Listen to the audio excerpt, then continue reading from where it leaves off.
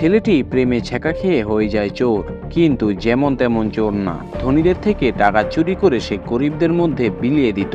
কথা বলছি 2018 সালে রিলিজ হওয়া রবিনহুড মুভিটির আরো কয়েকটি রিমেক হয়েছে, কিন্তু আমার এই রিমেকটি সবচেয়ে বেশি ভালো লেগেছে। আশা করছি এক্সপ্লেনেশনের গভীরে ঢুকে গেলে আপনারা আর বেরিয়ে আসতে পারবেন না। তো চলুন আর পেঁচাল না বাড়িয়ে শুরু করা যাক রবিনহুড মুভির এক্সপ্লেনেশন। মুভিটি শুরু হয় ইংল্যান্ডের নটিংহাম শহরের সিন দেখিয়ে, যেখানে একটি মেয়েকে দেখানো হয় যে মূলত ঘোড়া চুরি করতে একটি গুদামে ঢুকে। কিছুক্ষণ পর সেখানে রবিন নামের একটা ছেলে চলে আসে। রবিন মেয়েটিকে বলে, তুমি ঘোড়া চুরি করতে এসেছো এটা আমি জানি। মেয়েটি বলে, আমার পার্শ্ববর্তী প্রতিবেশীর ঘোড়া মারা যাবার কারণে তার সংসার চলছে না, তাই আমি এখান থেকে ঘোড়া চুরি করে তাকে দিতে চাই। রবিন চিন্তা করে মেয়েটি ভালো উদ্দেশ্যে চুরি করছে, তাই সে মেয়েটিকে বলে, তোমার মনটা অনেক ভালো, তুমি যদি তোমার নামটা আমাকে বলো তাহলে আমি তোমাকে ঘোড়া নিয়ে যেতে দেব। মেয়েটি বলে, আমার নাম ম্যারিয়ান। রবিন এবং ম্যারিয়ানের মধ্যে বন্ধুত্ব হয়ে যায়, যে বন্ধুত্ব আস্তে আস্তে প্রেমে পরিণত হয়। সবকিছু ভালোই চলছিল। হঠাৎ একদিন রবিন আর ম্যারিয়ান ঘরের ভিতরে কোয়ালিটি টাইম স্পেন্ড করছিল। তখনই একটা ছোট্ট বাচ্চা হাতে একটা চিঠি নিয়ে রবিনের বাসায় পৌঁছায়। চিঠিটা ছিল সেখানকার প্রধান শাসকের, যার নাম শেরিফ। চিঠিটা পড়ে রবিন জানতে পারে তাদের দেশের বর্ডারের যুদ্ধের জন্য শেরিফ রবিনকে বাছাই করেছে। এটা দেখে রবিন 1 মিনিটের জন্য চিন্তায় পড়ে যায়, কারণ তাকে সবকিছু ফেলে রেখে, এমনকি ম্যারিয়ানকেও ফেলে যুদ্ধে চলে যেতে হবে। আর একটি যুদ্ধে গেলে 2-3 বছর এমনি এমনি চলে যায়। এরপর 4 বছর অতিক্রম হয়ে যায়। রবিন তার দলবলদের নিয়ে শত্রুদের মারতে কোথাও যেন ঢুকছিল। সেই আমলে বন্দুক অথবা কামান কোনো ধরনের অস্ত্রই ছিল না, শুধুমাত্র ছিল ধনুষ। এরপরেই দেখা যায় রবিনের সহপাঠীদের উপর আক্রমণ করে বসে শত্রুরা।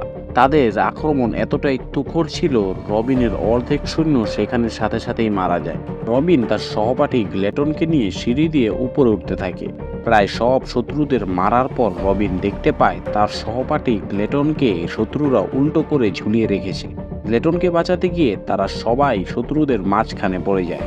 রবিন দেখতে পায় শত্রুদের মধ্যে একজন লোকই তাদের সব সৈন্যদের মেরে ফেলছিল।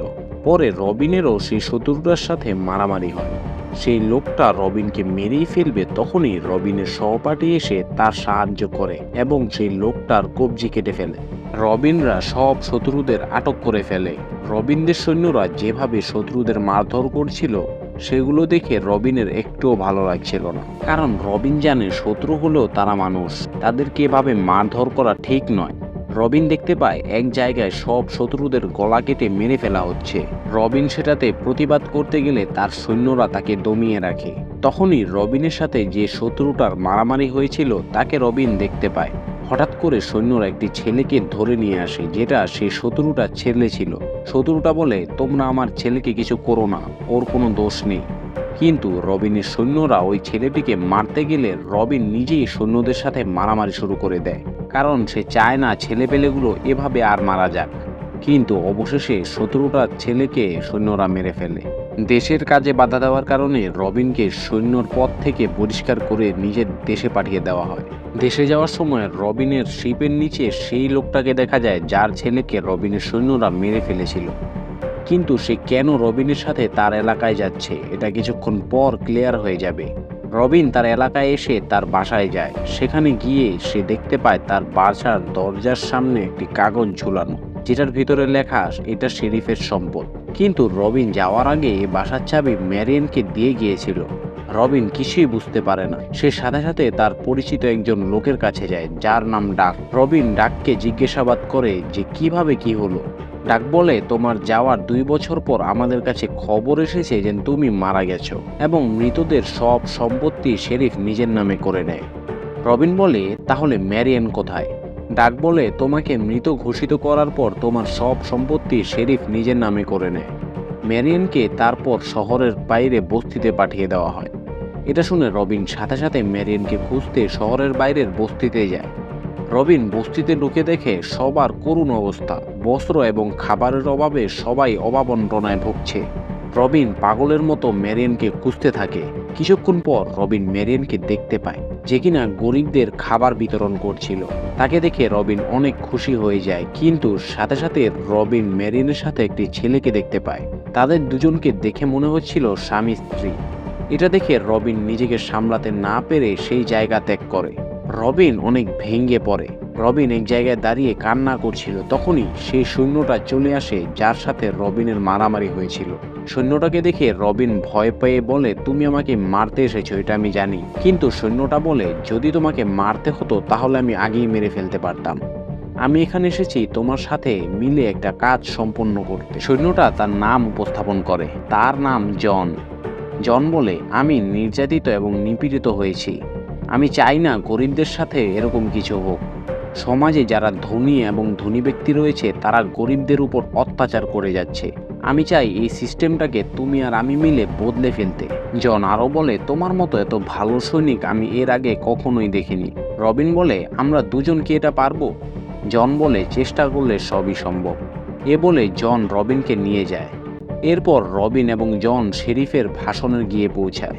জন বলে, আমাদের সর্বপ্রথম এবং সর্বশ্রেষ্ঠ টার্গেট হলো শেরিফ। শেরিফ তার ভাষণে বলে, আমাদের বর্ডারের সৈন্যদের খাবারের কিছু নেই। দেশের অস্ত্রের ঘাটতি দেখা দিয়েছে। আপনারা আমাকে আরও দান করুন যেন আমি বর্ডারের সৈন্যদের টাকাগুলো পাঠাতে পারি।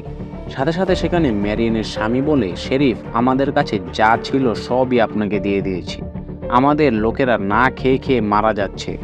শেরিফ বলে, তোমরা জানো না বর্ডারের সৈন্যদের কত কিছু প্রয়োজন হয়। তারা তাদের জীবন বাজি রেখে আমাদের রক্ষা করে। রবিন বুঝে যায় যে এগুলো কিছুই না, শুধুমাত্র শেরিফের ধান্দা। জনগণদের চুষে চুষে শেরিফ বহু বছর ধরে তার ঝোলা ভরছে। এরপর রবিন এবং জন সেখান থেকে চলে যায়। রবিন বলে, শেরিফ একটা রাক্ষস। সেই জনগণদের বোকা বানিয়ে নিজের ঝোলা ভরছে। জন বলে, শেরিফ টিকে আছে ওর ধন সম্পদের কারণে, যেগুলো যুদ্ধের নামে সে জমা করে। সেগুলোই আমরা চুরি করব। চুরি করে আমরা গরিবদের মধ্যে এগুলো দান করে দেব। এরপর রবিন তার বাসায় জনকে নিয়ে যায়। সেখানে জন রবিনকে ধনুষ চালানোর কিছু টেকনিক শেখাচ্ছিল। জন বলে, তোমাকে আরও দ্রুত হতে হবে। এ বলে জন রবিনকে ট্রেন করা শুরু করে। অনেক পরিশ্রম করতে থাকে রবিন। একসময় রবিন ধনুষ চালাতে এক্সপার্ট হয়ে যায়। জন বলে, তোমার ট্রেনিং এখানেই শেষ, আর কাজ শুরু। রবিন বলে, আমার কাজ কি আমাকে বুঝিয়ে দাও। জন বলে, তুমি রাতের বেলা চুরি করবে আর সকালে তুমি নিজের আসল পরিচয়ে থাকবে। শেরিফের সাথে থেকে যত ইনফরমেশন আছে সব তুমি কালেক্ট করবে। পরে জন রবিনকে বলে, কাল শেরিফের কিছু টাকা তার অফিস থেকে বাসায় রওনা দেবে। তোমাকে যাত্রাপথে ওই টাকাটা চুরি করতে হবে। পরে রাতের বেলা যখন শেরিফের সৈন্যরা টাকাটা নিয়ে যাচ্ছিল, তখনই রবিন তাদের এক এক করে সবাইকে মেরে ফেলে।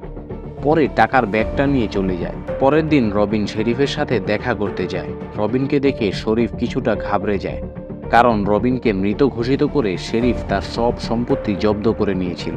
কিন্তু রবিনের তো প্রয়োজন শরীফের সাথে মিলে সব তথ্য নেবার। এর জন্য রবিন শরীফকে অনেকগুলো টাকা দিয়ে বলে, এগুলো আমাদের সৈন্যদের কাজে লাগতে পারে, তুমি এটা রাখো। শেরিফ মনে করে রবিন পরবর্তীতেও আরও অনেক টাকা দান করবে, তাই শেরিফ বলে, রবিন তুমি আজ থেকে আমার সাথেই থাকবে। রবিন যেটা চাচ্ছিল সেটা সে পেয়ে গেছে। পরের দিন রবিন যখন শেরিফের সাথে গির্জায় যাচ্ছিল, সে আরও অনেকগুলো টাকা শেরিফের সামনেই দান করে দেয়। এটা দেখে সবাই অবাক হয়ে যায়। শেরিফের ভিতরে আরও লোভ লেগে যাচ্ছিল, তাই সে রবিনের সাথে ঘষাঘষি করতে থাকে। কিন্তু এই টাকাগুলো যে তারই চুরি করা টাকা, এটা আর কে বুঝবে। রবিন গির্জা থেকে বের হওয়ার সময় তার সাথে দেখা হয় ম্যারিয়ানের। রবিন একেবারেই চুপ হয়ে যায়। ম্যারিয়ান বলতে থাকে যে, তুমি আমার সাথে কেন দেখা করনি? রবিন আর চুপ থাকতে পারল না। সে বলে, তুমি আমার জন্য অপেক্ষা কেন করলে না? আমি শুনেছি তোমার বিবাহ হয়ে গেছে। ম্যারিয়ান বলে, আমার কাছে খবর এসেছিল 2 বছর আগে তুমি মারা গেছো, তাই আমি বিয়ে করে ফেলেছি। রবিন আর বেশি কিছু না বলে সে জায়গা ত্যাগ করে। রাতের বেলা রবিন তার পোশাক পরে অনেক চুরি ডাকাতি করতে থাকে। চুরি করার টাকার কিছু অংশ সে ম্যারিয়ানের ঘরের বাইরে রেখে দেয়, কারণ ম্যারিয়ানের সংসারে চলছিল অভাব অনটন। ম্যারিয়ান টাকাটা দেখে খুঁজতে থাকে যে কে টাকাটা দিয়ে গেল, কিন্তু রাতের অন্ধকারে সে কাউকেই দেখতে পায় না। পরের দিন ম্যারিয়ান এবং গির্জার ফাদার একসাথে কথা বলছিল। রবিন সেখানে এসে তাদের কথা শুনতে থাকে। ম্যারিয়ান বলে, কালকে কে যেন আমার ঘরের সামনে একটা টাকার ব্যাগ রেখে গেছে। হয়তোবা সে আমার সাহায্য করতে এসেছিল, কিন্তু আমি চাই সে আরও মানুষের সাহায্য করুক। এটা রবিন শুনে ফেলে। পরে রবিন আরও চুরি করতে থাকে। চুরি করে সে ঘোড়ার পিঠে চড়ে ছিটিয়ে ছিটিয়ে বস্তা থেকে সব টাকা গরিবদের মধ্যে বিতরণ করে দেয়। এক এক করে সে বস্তির সবাইকে টাকা বিলাতে থাকে। পরের দিন ফাদার শেরিফকে গিয়ে তাদের সব চুরির কথা বললে শেরিফ অনেক রেগে যায়। সে বলে, কে আমার টাকা চুরি করেছে? ফাদার জানায়, নতুন একটা চোর এসেছে, যার সাথে কিনা কোনো সৈন্যরাই পারছে না। এই কথা শুনে শেরিফ বলে, আমি কিছু জানি না, যত দ্রুত সম্ভব ওই চোরটাকে আমার সামনে নিয়ে আসো। কিন্তু রবিন তার মন মতো অনবরত চুরি করতে থাকে এবং ঘোড়ার পিঠে বসে সব গরিবদের ছিটাতে থাকে। আস্তে আস্তে জনগণ তার পক্ষে হতে থাকে। জনগণের অভাব অনটন আস্তে আস্তে দূর হতে থাকে।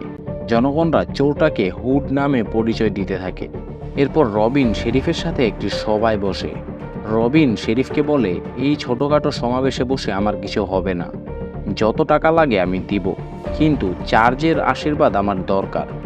আপনাদের বলে দিই, চার্জ হলো সেই পুরো দেশের ওস্তাদ, তার উপর কেউ নেই। রবিন তার সাথে দেখা করে তার সাথে থাকতে পারলে অনেক খবর জানতে পারবে। পরে রবিনের সাথে ম্যারিয়ানের স্বামীর দেখা হয়, যার নাম ছিল হুক। হুক রবিনের সাথে কথা বলতে গেলে রবিন তার সাথে কোনো কথা না বলেই চলে যায়। পরে সন্ধ্যাবেলা রবিন জনকে গিয়ে বলে, আমরা ছোটখাটো চুরি আর কতদিন করব? আমার মাথায় একটা বুদ্ধি আছে, চলো আমরা সরাসরি শেরিফের মূল ধন সম্পদে আঘাত করি। জন এতে রাজি হয়ে যায়। পরের দিন রবিন শরীফের খাজানা চুরি করতে যায়। রবিন ভিতরে ঢুকে যায়, কিন্তু সেগুলো নিয়ে বের হতে পারে না। অনেক সৈন্যবাহিনী থাকার কারণে রবিন আর পারছিল না। পরে একসময় রবিনকে খালি হাতে সেখান থেকে পালাতে হয়। এই ঘটনার পর শেরিফের একজন উচ্চ স্থানের লোক শেরিফকে বলে, চার্জ দুদিনের মধ্যে নরিংগামে আসবে, কারণ তোমাদের এত ঝামেলা তার আর ভালো লাগছে না। একটা চোরকে তোমরা ধরতে পারছো না, এই জন্য চার্জ নিজে এসে এই ম্যাটারটা সলভ করবে। পরে চার্চের আসার খুশিতে নরিংগামে একটা অনুষ্ঠান হচ্ছিল, যেখানে রবিন তার এক পুরাতন যুদ্ধের সৈনিকের সাথে দেখা করে। রবিন তাকে জিজ্ঞাসা করে, তুমি এখানে কেন? সে বলে, আমাদের এখানে আনা হয়েছে মূলত একটা চোরকে ধরতে। আমি যদি তাকে ধরতে পাই তাহলে সাথে সাথেই গলা কেটে গাছে ঝুলিয়ে দেব। রবিন বুঝে যায় যে শেরিফ মিলিটারি আনিয়েছে তাকে ধরার জন্য। পরে অনুষ্ঠানে রবিনের সাথে ম্যারিয়ানের দেখা হয়। রবিন ম্যারিয়ানকে জিজ্ঞাসা করে, হুক চোরটাকে তোমার কেমন লাগে? ম্যারিয়ান বলে, সে গরিবদের দেবতা, তার কারণে আজ বস্তি সচ্ছল হয়ে যাচ্ছে। আমাদের দোয়া তার ওপর সবসময় থাকবে। এসব শুনে রবিন অনেক খুশি হয়ে যায়। পরে রবিন ফাদারকে একজনের কাছ থেকে কিছু চাবি চুরি করতে দেখে। পরে দেখা যায় সেই চাবিটা নিয়ে শেরিফের লকার রুমে কে যেন প্রবেশ করছে। সেটা আর কেউ নয়, মূলত ম্যারিয়ান। ম্যারিয়ানও চায় শেরিফের থেকে গরিবদের বাঁচাতে, তাই সে শেরিফকে ধ্বংস করতে চায়। পরে লকার রুমে ম্যারিয়ান কিছু না পেয়ে বেরিয়ে আসে। অন্যদিকে চার্চ এবং শেরিফ কথা বলতে থাকে। কি কথা বলছে এটা তো রবিনের শোনাই লাগবে, তাই রবিন দরজার সামনে ঘোরাঘুরি করতে থাকে। পরে সে ফাদারকে দেখতে পায় এবং ফাদারকে নিয়ে চার্চ এবং শেরিফের কাছে যায় এবং বলে, এই লোকটা লকারের চাবি চুরি করেছে, ওকে আমি ধরেছি।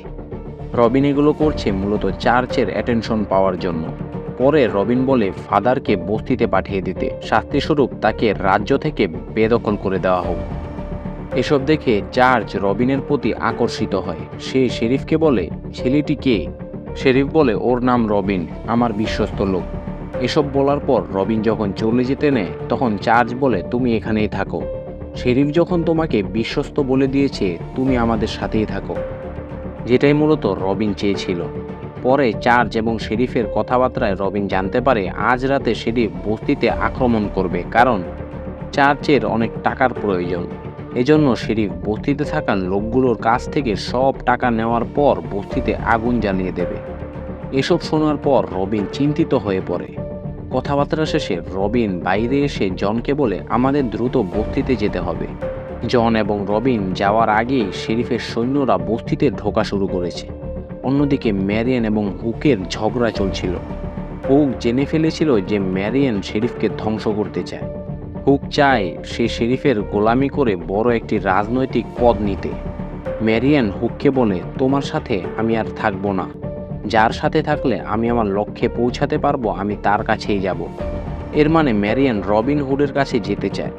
ম্যারিয়ান জানে হুড যদিও চুরি করে, কিন্তু তার উদ্দেশ্য এক না এক দিয়ে শেরিফকে ধ্বংস করাই। এটা ম্যারিয়ান বুঝতে পারে। বস্তিতে রীতিমতো শেরিফের সব সৈন্যরা অনেক ভাঙচুর করা শুরু করে দিয়েছিল। সৈন্যরা বলে, তোমাদের কাছে যা যা আছে সব আমাদের দিয়ে দাও। সবাই অনেক কান্নাকাটি করতে থাকে।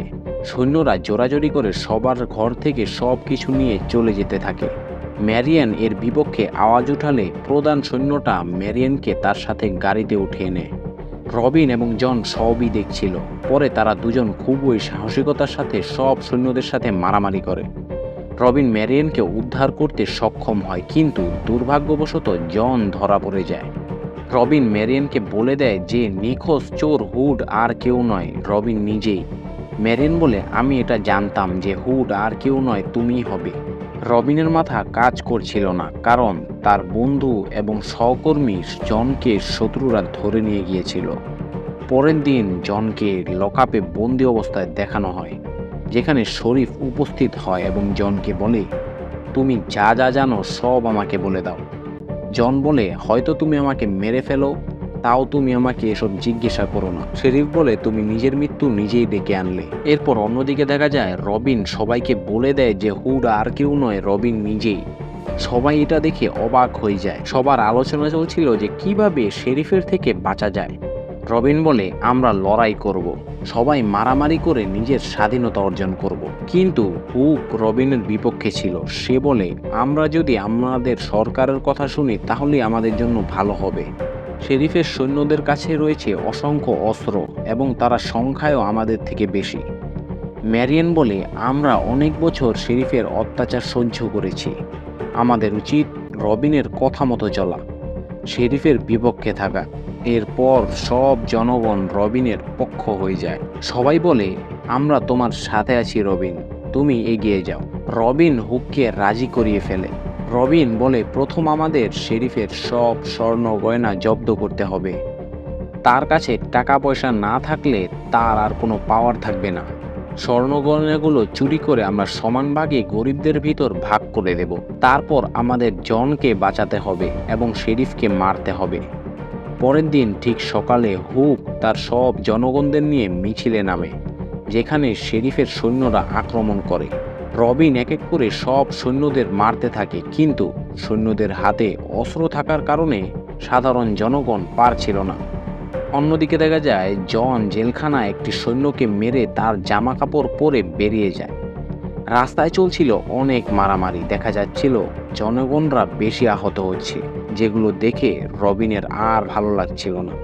সাথে সাথে সে চিৎকার করে বলে, মারামারি থামাও, তোমরা যাকে খুঁজছো সেটা হলাম আমি, রবিন হুড। পরে সৈন্যরা রবিনকে ধরে শেরিফের কাছে নিয়ে যায়। অন্যদিকে আরও কিছু জনগণ শেরিফের সব স্বর্ণগয়না চুরি করে শহরের বাইরে রওনা দেয়। শেরিফ রবিনকে মেরে ফেলবে, তখনই শেরিফের সাথে থাকা দুজন সৈনিকের মধ্যে একজন সৈনিক আর কেউ নয়, মূলত জন। জন সাথে সাথে রবিনকে বাঁচিয়ে ফেলে এবং সৈন্যদের সাথে মারামারি করতে থাকে। শেরিফ পালাতে নেয়, কিন্তু রবিন এবং জনের হাত থেকে সে পালাতে পারে না। তাকে শেরিফ এবং জন ধরে ফেলে। শেরিফ বলে, এবারের মতো তোমরা আমাকে ছেড়ে দাও, আমি আর কখনো খারাপ কাজ করব না। রবিন বলে, তুই আমাদের অনেক জ্বালিয়েছিস, আজ তোর শেষ দিন এসে পড়েছে, তোর পর আমাদের টার্গেট হবে চার্চ। শেরিফ একথা বলতে না বলতেই জন তাকে অনেক মারধর করে এবং ফাঁসিতে ঝুলিয়ে দেয়। ফাঁসিতে ঝুলে শেরিফ সাথে সাথেই মারা যায়। রবিন এবং জন সাথে সাথে সেই জায়গা ত্যাগ করে। এক এক করে সব সৈন্যদের মারার পর রবিন জানতে পারে যে জনগণরা টাকা চুরি করতে সক্ষম হয়েছে। স্বর্ণ গয়নাগুলো নিয়ে তারা শহরের বাইরে পৌঁছে গেছে। রবিন এবং জনও শহরের বাইরের উদ্দেশ্যে রওনা দেয়।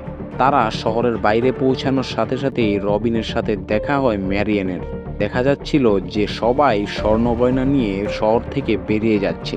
রবিন এবং ম্যারিয়ানের মিল হয়ে যায়, কারণ ম্যারিয়ান হুকের সাথে আর থাকতে চায় না, কারণ ম্যারিয়ানের কানে খবর এসেছে যে হুক চার্চের সাথে মিলে গেছে।